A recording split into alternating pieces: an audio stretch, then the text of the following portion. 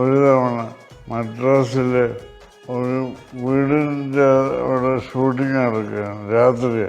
ഞാനും മമ്മൂട്ടിയും കൂടി ഇങ്ങനെ സംസാരിച്ചുകൊണ്ടിരിക്കുക.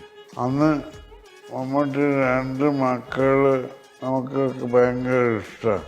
സുറിമയും ദുർഗ ചാലു എന്നാ വിളിക്കുക നമ്മളെല്ലാം. സുറുമിയും ചാലു. അപ്പോൾ ഒരു കാര്യം എൻ്റെ മനസ്സിൽ നിന്ന് തുളുമ്പിപ്പോയി. ഞാൻ മമ്മൂട്ടിയോട് പറഞ്ഞു, നിങ്ങൾ ശരിക്കും ഭാഗ്യവാനാണ്.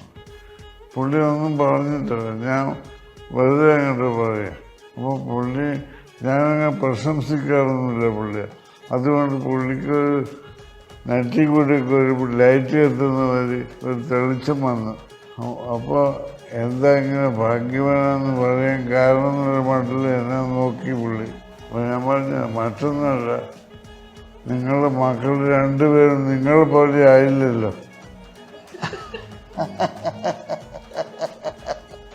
ആ പുള്ളിയുടെ മുഖത്ത് 37 വികാരങ്ങൾ എക്സ്പ്രഷൻ വന്ന് സിനിമയിൽ കാണാത്ത. എന്നെ തള്ളണമെന്നുണ്ട്, മക്കളെ പുകഴ്ത്തിയാണെന്ന് സംശയമുണ്ട്. ഇത് ഞാൻ ഒരു സിനിമയിലും കണ്ടിട്ടില്ല ആ എക്സ്പ്രഷൻ. പിന്നെ കണ്ടിട്ടുമില്ല.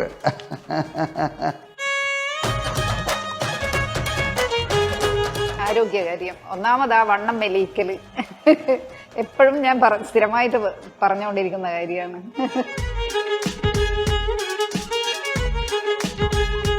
ഏറ്റവും ഇഷ്ടപ്പെട്ട ധ്യാനുമായിട്ട് വളരെയധികം അഡ്ജസ്റ്റഡ് ആയ ഒരു പെൺകുട്ടി. ഇപ്പൊ നമ്മളെ സംബന്ധിച്ചെല്ലാം ഇഷ്ടമാണ്. അത് ഒരു ദൈവം കൊടുത്ത പോലെ, ഒരു ഗിഫ്റ്റ് പോലെ എനിക്ക് തോന്നിയിട്ടുണ്ട്. അവനും ബേസിക്കലി അവൻ നല്ലതാണ്. അതുകൊണ്ടായിരിക്കും ദൈവം ഇത്ര നല്ല ഒരു മോളെ കൊടുത്തത്. പിന്നെ അവർക്ക് ഹ്യൂമർ സെൻസ് ഉണ്ട്.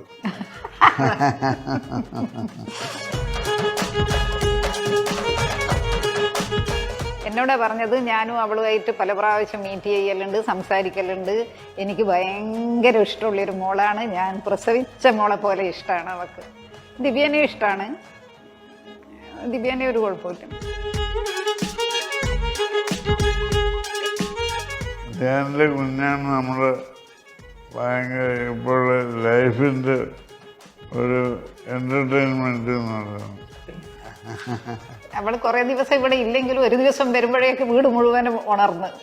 അവള് പറഞ്ഞാൽ നമുക്ക് എല്ലാം ഒക്കെ ആയി. അതുവരെ അവളെ കാണാത്ത ഭയങ്കര പ്രശ്നം.